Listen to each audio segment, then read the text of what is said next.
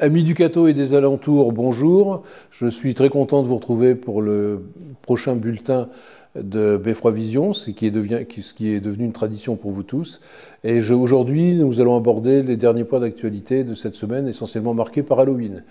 Alors, vous aurez les sujets qui vous seront présentés seront Halloween, bien entendu, à la médiathèque avec les lectures de contes et de dessins, avec un atelier sculpture également à la médiathèque. Et puis, suivant tout naturellement Halloween, un point sur les travaux du cimetière du Cateau. C'est un peu plus triste, mais c'est une autre réalité. Suivront ensuite le vernissage d'une exposition au centre hospitalier, Chemin de vie en couleur. Et ensuite, les assemblées traditionnelles des associations, avec l'Assemblée générale du Caramaton, où on vous parlera de l'organisation du Téléthon 2022 dans la ville du Cateau, et l'Assemblée générale du Judo Club. Enfin, pour terminer ce petit journal, et puis vous faire un retour vers le passé, une présentation des archives de Beffroi Vision, avec également Halloween, avec une sorte de retour à la case départ. Lecture de contes et de dessins à la médiathèque du Cateau dans le cadre des fêtes d'Halloween. Une occasion pour M. Thierry Langrand d'aborder cette lecture de contes en présence des enfants. Notre historien local s'est régalé et les enfants également. Regardez-les. Alors, en voici une qui est compliquée. Tomoko, la sorcière au perroquet. C'est toi. Tomoko, la sorcière au perroquet. Qui répète tout ce que dit la sorcière. Non. Tomoko marmonne entre ses chicots. Mais où ai-je mis mon kimono jauni, ma pince à chignon et mon chapeau nippon? Mais où ai-je mis les 6 asticots gris et les 10 grains de riz? C'est dur à dire. Tu veux t'asseoir? Un exercice de prononciation. Alors aujourd'hui, comme tous les mercredis ou à peu près, c'est un atelier Pikachu, sauf que aujourd'hui c'est Pikachu Halloween, donc il a fallu composer avec les sorcières. Donc nous avons, d'abord j'ai raconté quelques comptines de sorcières, qui sont assez effrayantes, il faut le savoir, mais ça fait quand même rigoler les enfants. Et puis, très important, nous avons fabriqué laborieusement des paniers qui permettent aux sorcières d'aller cueillir dans les bois, dans les forêts, des graines, des feuilles, des fruits, des plantes, qui leur permettent de rentrer à la maison, de préparer de la tambouille, des potions, des soupes, des recettes magiques plus ou moins inquiétantes. Donc en gros, je résume, on touille, carabistouille, mais ça fait quelquefois d'excellentes recettes, n'est-ce pas mademoiselle? Et ça plaît visiblement aux enfants. Vous voyez qu'on peut marier Pikachu et les citrouilles, bon, on y arrive toujours. C'est un peu bousculé quand même aujourd'hui, hein, les Pikachu sont minoritaires.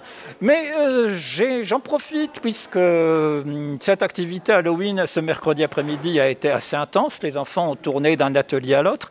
Et alors, dans 2 mois pratiquement jour pour jour, il me semble que ce sera Noël. Et ne le dites à personne, tu ne le dis à personne. Papa Noël a téléphoné récemment à la médiathèque. Il s'intéresse beaucoup à la jeunesse du Cateau parce qu'il nous a dit que quand il vient au Cateau, Papa Noël est toujours très bien accueilli.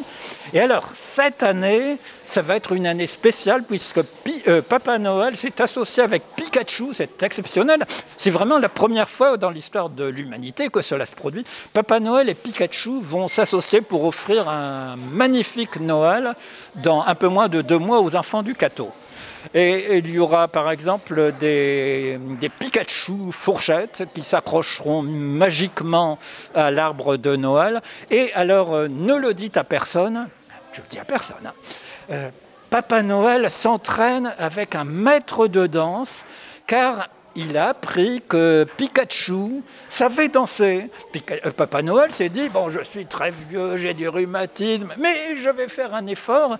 Et Papa Noël nous a promis de montrer qu'il savait danser la danse de Pikachu. Donc, tous les enfants du Cateau devront être là parce que c'est un spectacle unique, hein. C'est au Cateau et nulle part ailleurs. Papa Noël donc viendra dans un peu moins de 2 mois à la médiathèque du Cateau pour montrer ses talents de danseur. Bon, il faudra être indulgent hein, parce qu'évidemment, il ne travaille pas à l'Opéra de Paris, mais vous verrez qu'il sait quand même danser. On a vu des vidéos de Papa Noël où il se défend. Voilà, donc en résumé, une excellente journée. N'oubliez pas que mercredi prochain, il y a encore une seconde séance pendant les vacances d'atelier. Alors ce ne sera pas Pikachu parce que je ne serai pas là, mais il y aura d'autres activités genre citrouille, déguisement en sorcière, pliage, etc. Et coloriage évidemment. Et donc nous invitons les enfants nombreux à venir le mercredi après-midi à la médiathèque du Cateau où de nombreuses activités les attendent. Restons à la médiathèque du Cateau et dans le cadre de la fête d'Halloween avec un atelier de sculpture de citrouille destiné aux enfants de 8 à 12 ans. Et le 26 octobre, à la médiathèque, un petit programme concernant l'histoire de la fête d'Halloween, un atelier de sculpture de citrouille à destination des enfants, animé par une association de comédiens bénévoles qui est l'association À Bout de Film, qui a animé avec talent cet atelier fort intéressant. Tu as perdu ta langue, jeune homme. Ah. Tibal, sais-tu pourquoi, à l'approche d'Halloween, il nous faut creuser des citrouilles? À cause de Jack. Jack. Le fameux. Tu le connais? Tu ne le connais pas? Elle ne le connaît pas. Elle ne le connaît pas. La demoiselle ne connaît pas le vieux Jack Zingy.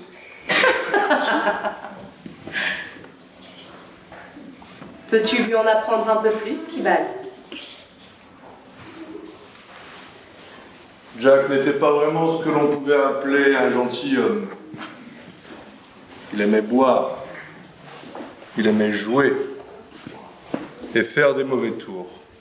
Bonjour, moi je m'appelle Tibald aujourd'hui. Et je suis Skadouche. Qu'avez-vous proposé ici aux enfants? Un atelier citrouille. Et nous en avons profité pour raconter l'histoire de Jack O'Lanterne. Et expliquer d'où vient le creusage de citrouille, de navets à l'origine.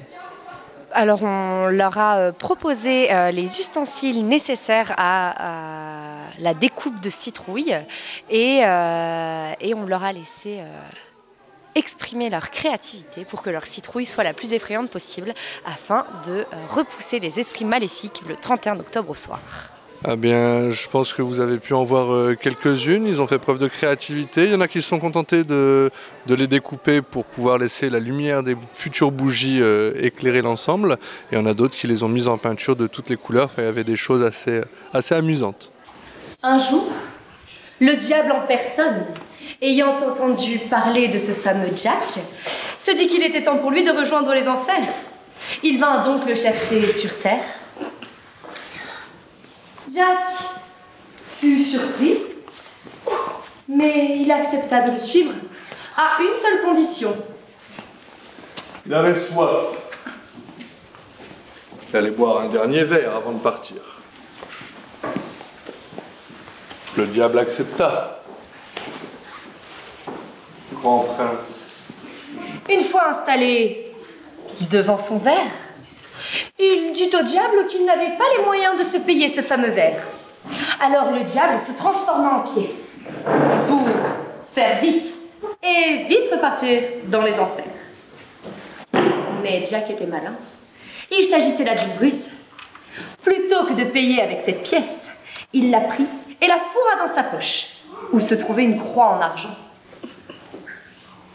Le diable hurlait. La croix en argent l'empêchait de reprendre sa forme. Il était piégé dans la pièce. Jack accepta de le libérer, si et seulement si le diable acceptait de le laisser tranquille pour 10 années. Le diable accepta, évidemment. 10 années s'écoulèrent alors. Jack continua de boire, de jouer, d'être mauvais. On peut dire ça comme ça. Mais 10 ans passèrent et le diable revint. Il voulut emporter Jack. Mais Jack, encore une fois, lui posa une question.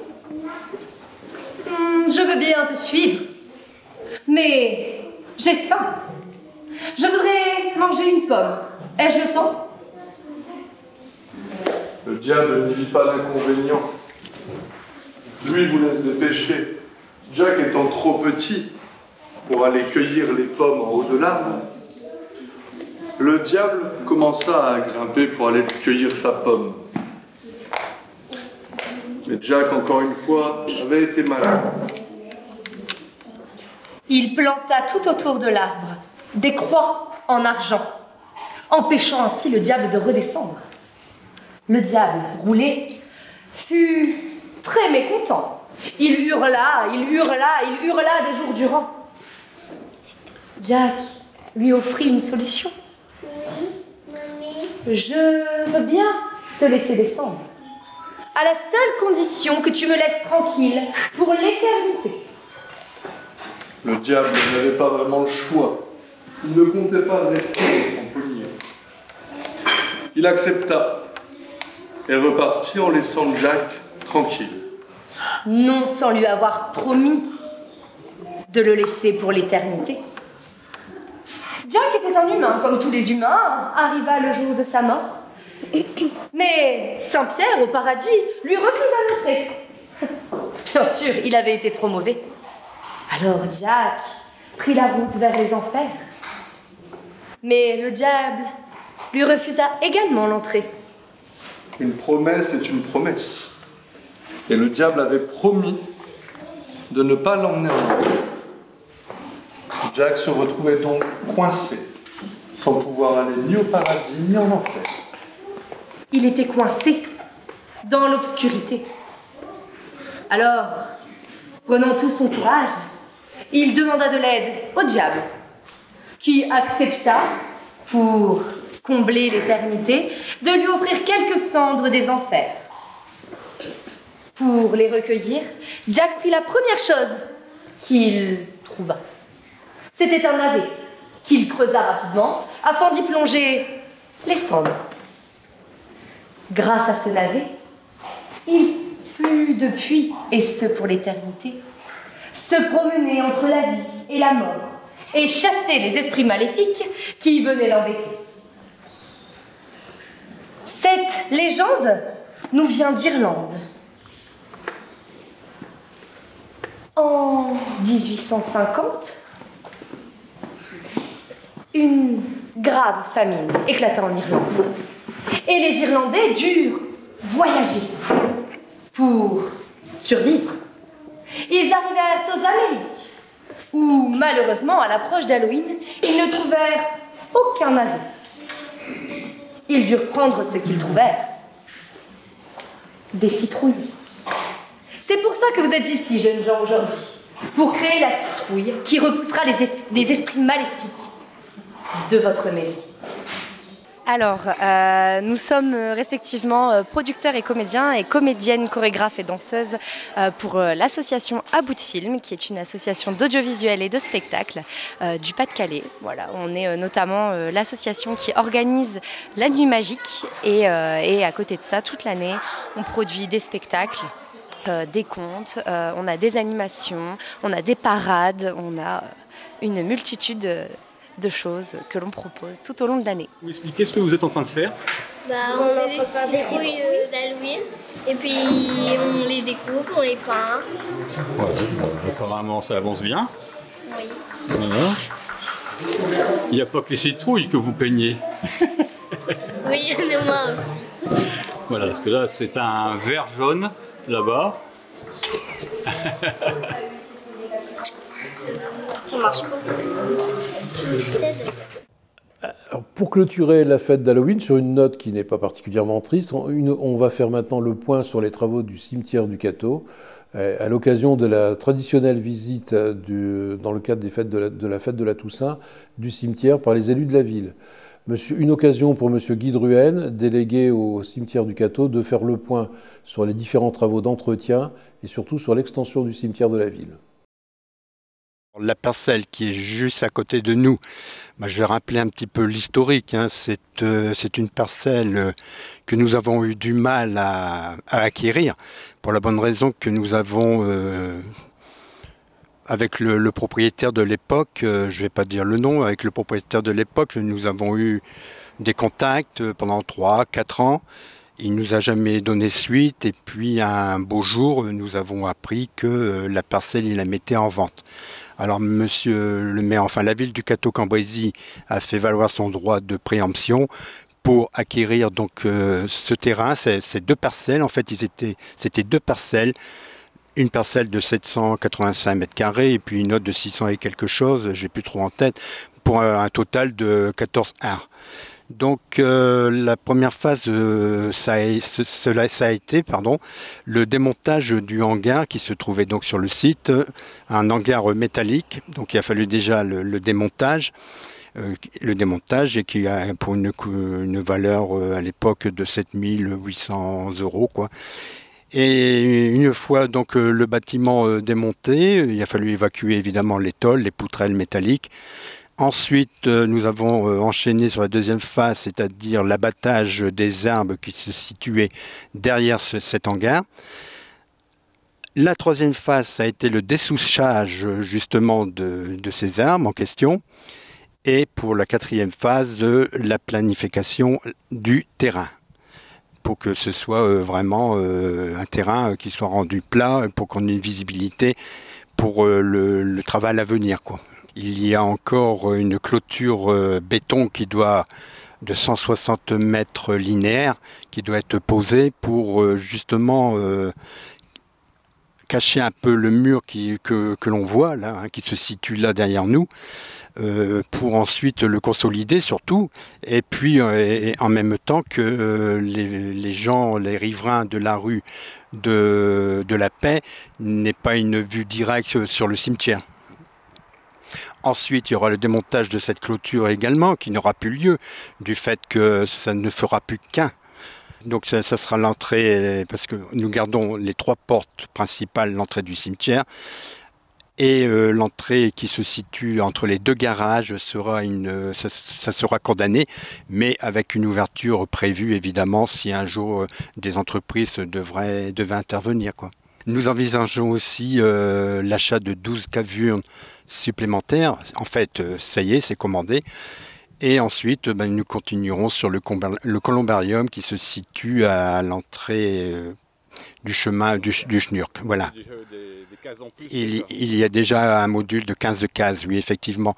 Donc il y aura un deuxième module de 15 cases et un troisième module de 15 cases pour au total avoir 45 cases au columbarium. Et évidemment, il y aura la création d'un jardin du souvenir. Auparavant, on appelait ça cave aux puits, mais nous préférons appeler le jardin du souvenir. Il y aura une petite clôture béton également de 6 mètres environ pour justement cacher là aussi les gens qui se rendent au club hippique, cacher un peu, quoi. Il y aura la dépose de cailloux blancs et puis quelques fleurs. Il y a aussi les toilettes qui sont vétustes, qui se situent au milieu du cimetière. Donc là, nous pensons également intervenir, faire quelque chose de propre, certainement le condamner. Bien sûr, nous ne condamnerons pas le point d'eau, effectivement, parce que les points d'eau dans un cimetière, c'est très important. Il faut éviter aux personnes âgées de faire des kilomètres. Donc évidemment, nous conserverons le point d'eau en question. Dans la journée, à l'ouverture du cimetière, tant que le gardien est présent, les toilettes près du bureau du gardien sont toujours ouvertes. Et les personnes à mobilité réduite, effectivement, la municipalité, il y a quelques années maintenant, avait fait l'acquisition de 2 fauteuils roulants. Il suffit de s'adresser au gardien et puis il n'y a pas de souci, on peut les emprunter tout simplement. Vernissage maintenant d'une exposition au centre hospitalier du Cateau, intitulée « Chemin de vie en couleur ». Monsieur Alain Manzarek, chef du service addictologie de l'hôpital de jour de Cambrai, vous présente au centre hospitalier du Cateau une exposition d'œuvres inspirée sur le thème de Matisse, réalisée par les patients du service addictologie et qui est visible jusqu'au 22 novembre. Monsieur Manzarek vous dit tout, nous l'écoutons. Bon, je suis le docteur Alain Manzarek, je suis chef de service de l'hôpital de jour en addictologie à Cambrai, qui fait partie d'ailleurs de l'hôpital du Cateau, donc dans le pôle addicto qui est géré par le docteur Vanderpot Vincent. Alors parlez-nous un petit peu de cette exposition et le pourquoi. Alors cette exposition, d'abord, il faut savoir que les patients qui ont des problèmes d'addictologie, surtout alcool, sont dans des impasses. Parce que plus personne ne leur fait confiance. Et notre rôle à nous, c'est de leur redonner confiance.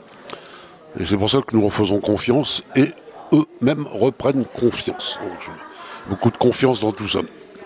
Et le fait d'avoir confiance va leur permettre de faire beaucoup de choses et de quitter leur addiction qui leur fait vivre tout le temps.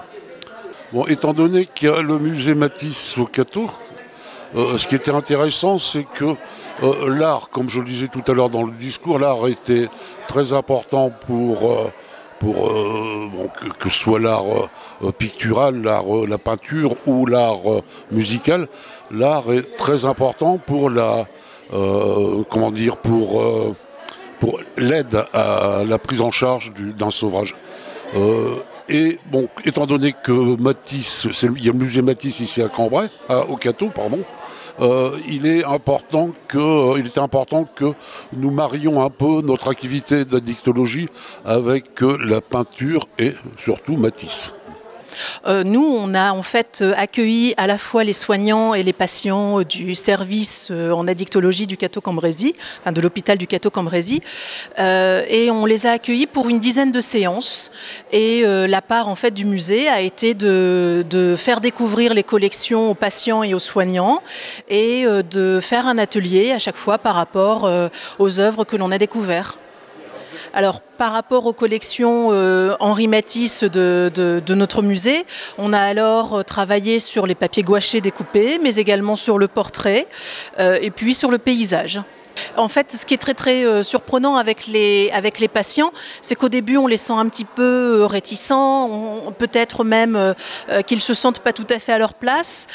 Et en quelques minutes, on a évidemment toutes ces œuvres-là qui nous entourent et qui mettent à l'aise. On les regarde, on déambule dans les salles, on prend plaisir. En fait, c'est plus une conversation plutôt qu'une visite guidée traditionnelle. Et petit à petit, les gens se détendent et prennent plaisir à la découverte. On dialogue, on échange. On s'émerveille également sur les œuvres d'Henri Matisse. Et une fois que cette petite visite, cette petite déambulation se termine, on va dans l'atelier. Et à partir des œuvres que l'on a découvertes, on procède alors à un petit atelier de pratique artistique. C'est un regard qui est très intéressant. On se rend compte qu'ils ont appliqué une technique qui était propre à Matisse, à savoir le papier gommé, peint et collé. Donc c'est une technique de Matisse. Et donc avec les éducateurs qui sont dans le service d'addictologie et aussi les gens qui travaillent au niveau du musée Matisse, ils ont créé un peu leur tableau et un peu, quand on voit un peu toutes ces peintures qui sont très représentatives et très intéressantes. Alors, traditionnellement, le mois d'octobre et le mois de novembre sont une occasion pour les associations de boucler leur bilan de fin d'année, de représenter leurs actions à venir. C'est le cas de l'association Caramaton, qui reprend cette année l'organisation du Téléthon au Cateau le 2 et 3 décembre prochain. Et Madame Angélique Hautecoeur vous présente maintenant les actions à venir et le bilan de ces actions. Nous l'écoutons. Donc ce soir, pour l'association Caramaton, nous avons fait notre assemblée générale et une réunion de préparation pour le Téléthon de cette année. On va revenir sur les mois précédents déjà. Donc je vais revenir sur 2020 et 2021. Donc c'est année Covid. Donc on n'a pas pu faire beaucoup de manifestations, mais on a tenu à faire des points de récolte. Et pour les associations où les personnes voulaient donner leurs dons, on a fait aussi les petits déjeuners.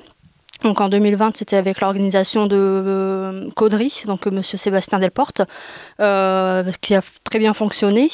Et du coup, en 2021, on a repris ce système et ça a très bien fonctionné aussi. En 2021, il y a les écoles en plus qui nous ont vendu les objets Téléthon qui nous restaient des années précédentes, plus vente de cases. Donc les manifestations très restreintes, donc c'est ce qu'on a pu faire ces années-là. Alors que va-t-il se passer pour le mois de décembre alors, Pour le mois de décembre, on va refaire aussi les petits déjeuners. Après, c'est un projet, certaines écoles, j'espère qu'ils vont refaire les petits déjeuners. C'est encore en suspens. Des ventes de cases. Et j'attends les associations pour certains projets. Et donc les télétons d'antan, c'est autre chose. Oui, les télétons des années précédentes n'aura plus l'occasion de le faire en fait. Hein. Donc le Covid est passé par là pour toute association. Hein. Donc il n'y a pas que le Téléthon qui en a souffert, mais on essaye de faire au mieux pour le Téléthon. Autre assemblée générale cette fois-ci, mais beaucoup plus sportive. Il s'agit de l'assemblée générale du judo club qui s'est tenue le 23 octobre au Cateau, à la salle d'Aigremont. Alors, cette assemblée générale s'est tenue en présence de M. Michel Richard, adjoint au sport, et de Mme Stéphanie Vévrin, présidente, qui a commenté les résultats et les effectifs. Aujourd'hui, le club compte 45 licenciés, plus qu'avant le Covid, et notamment des jeunes. Le forum des associations a permis de les accueillir et c'est une bonne initiative dont s'est félicitée la présidente. Nous l'écoutons avec un grand intérêt nous parler de ses ambitions pour le judo club. Alors aujourd'hui, c'était notre assemblée générale, pour nous faire le bilan financier et reparler de tout ce qui s'est passé sur le club l'année précédente, première année après la remise en route des clubs suite au Covid. Donc une année avec pas mal de licenciés supplémentaires par l'année d'avant. Donc le Covid n'a pas trop impacté notre club et une bonne remise en route pour l'année à venir apparemment. Alors notre entraîneur a fait le point sur tout ce qui était entraînement, compétition, etc. Et puis de notre côté, nous avons organisé à chaque occasion, donc la fête de Pâques, les fêtes de Noël, la cérémonie des ceintures.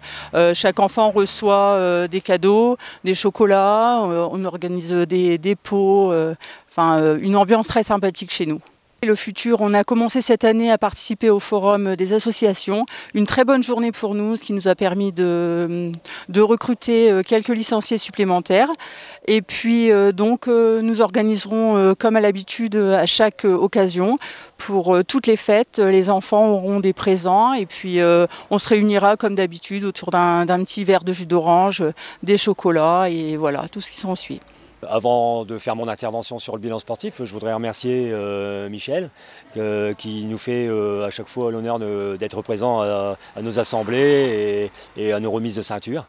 Ça fait plaisir de voir que même un dimanche matin, Michel a su se lever pour venir nous voir. C'est sympa. C'est un plaisir pour moi, Bruno. Bon, donc voilà.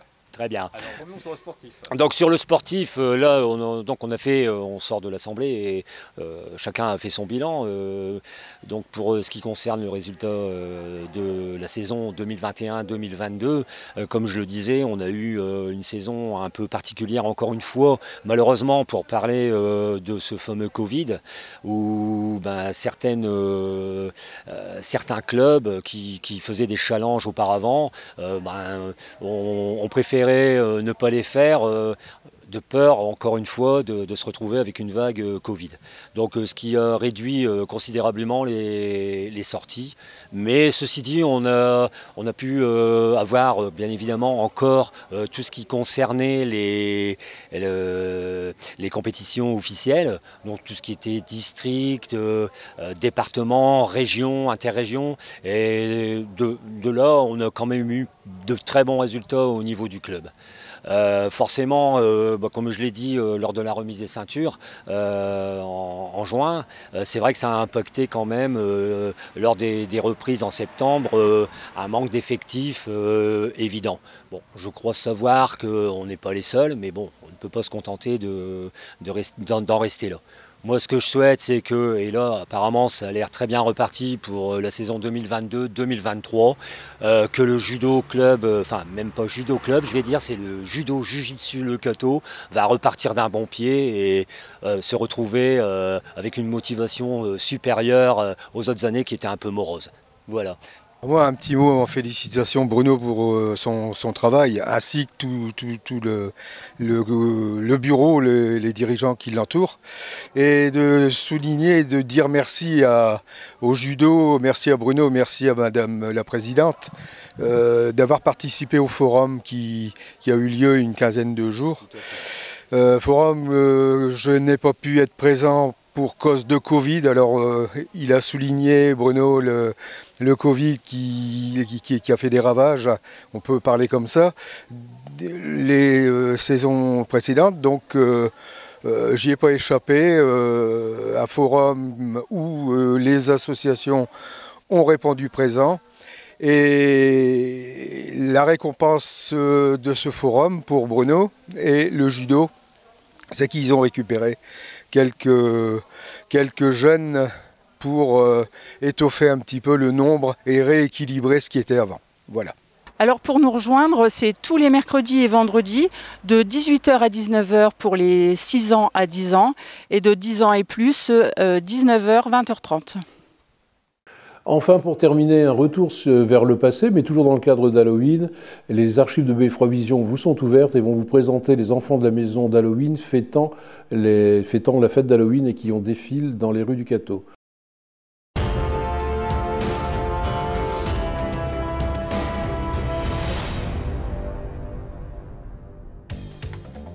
La maison des enfants fête Halloween. Même pas peur. Aujourd'hui c'est Halloween, voilà, on se déguise. On se tape des bonbons. Et c'est trop cool. Et puis on porte les chaudrons, on goûte et puis on est à Matisse. C'est bien fêter Halloween. Dans les rues, on s'amuse, puis on aura plein de bonbons.